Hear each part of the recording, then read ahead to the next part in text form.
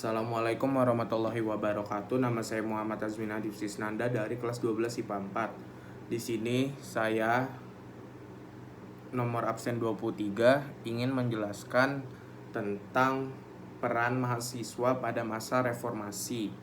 Nah, salah satu contoh peran pemuda pada masa reformasi terjadi pada tahun 1998, yaitu peristiwa Trisakti. Nah, peristiwa Trisakti itu terjadi sebelumnya mahasiswa HMI atau Himpunan Mahasiswa Islam Denpasar melakukan unjuk rasa menuntut reformasi pada 4 Mei 1998. Nah, peristiwa tersebut terjadi diakibatkan krisis moneter atau krisis ekonomi di negara Republik Indonesia. Nah, banyak sekali seperti bahan-bahan pangan dan bahan-bahan pokok itu harganya melonjak tinggi. Nah, di sini peran mahasiswa sebagai garis depan untuk unjuk rasa kepada pemerintahan pusat untuk memperbaiki keadaan pada masa era reformasi tersebut. Nah,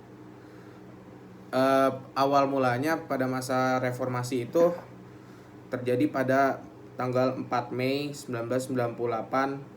4 organisasi mahasiswa mengajukan usulan melalui sidang umum MPR kedua. Nah, sebagai usaha terus dilakukan untuk membawa reformasi di Indonesia, mulai dari diskusi antar guru besar hingga unjuk rasa. Nah, unjuk rasanya ini pun terjadi pada tanggal 4 Mei 1998 di depan gedung RI, di depan gedung DPR RI.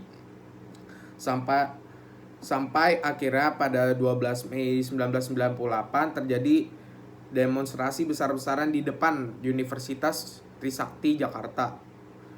Peristiwa ini memakan 6 korban jiwa dari kalangan mahasiswa akibat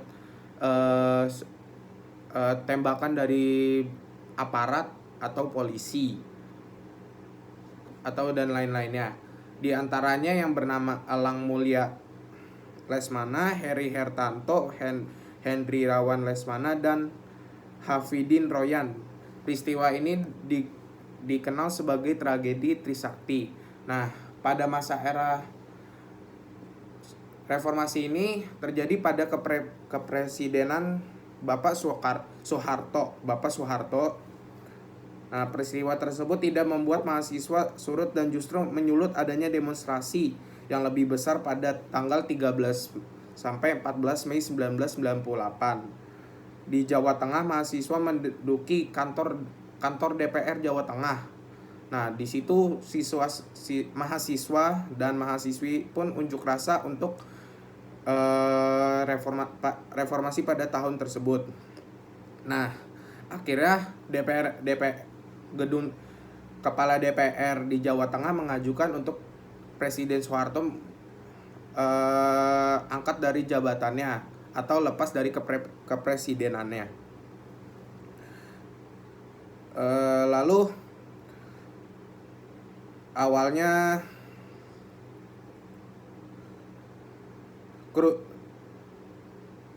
di depan DPR Jawa Tengah pun itu terjadi kerusuhan, dan di Jakarta pun juga terjadi kerusuhan karena kepemerintahannya pun tidak menanggapi unjuk rasa mahasiswa tersebut.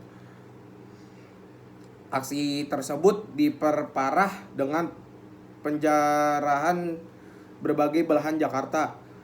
Nah, puncak dari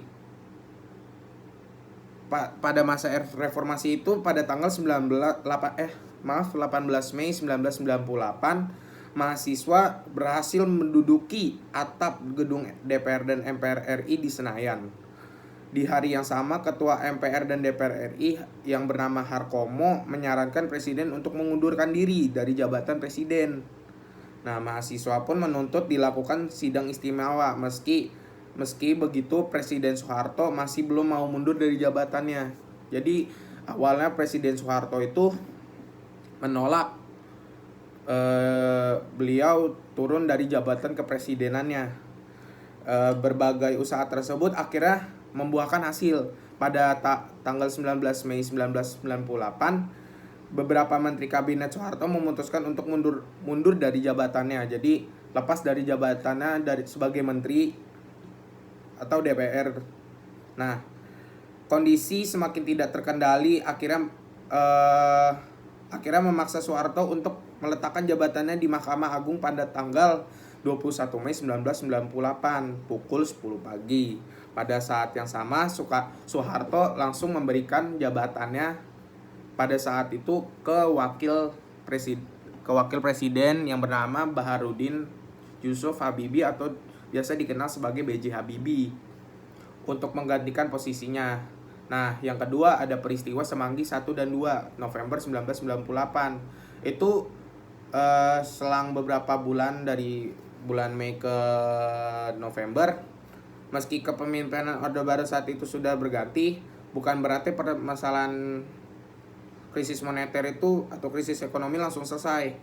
Pada tahun November 1998, pemerintah transisi Indonesia mengadakan sidang istimewa untuk membahas agenda pemerintahan serta pemilu. Mahasiswa bergejolak kembali karena tidak mengakui pemerintahan B.J. Habibie dan tidak percaya dengan DPR atau MPR ketika itu. Mereka juga mendesak untuk menyingkirkan militer dari politik serta menuntut pembersihan pemerintah dari orang-orang Orde Baru.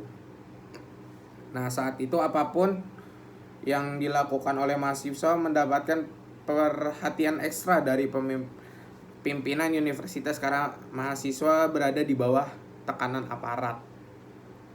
Tragedi Semanggi menunjukkan kepada dua kejadian protes masyarakat terhadap pelaksanaan dan agenda sidang istimewa yang mengakibatkan banyak warga sipil yang tewas.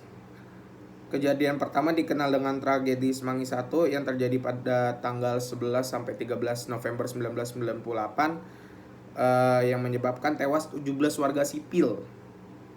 Kejadian kedua dikenal dengan tragedi Semanggi 2 terjadi pada 24 September 1999 dan itu akhirnya B.J. Habibie pun mengundurkan dari jabatan kepresidenannya.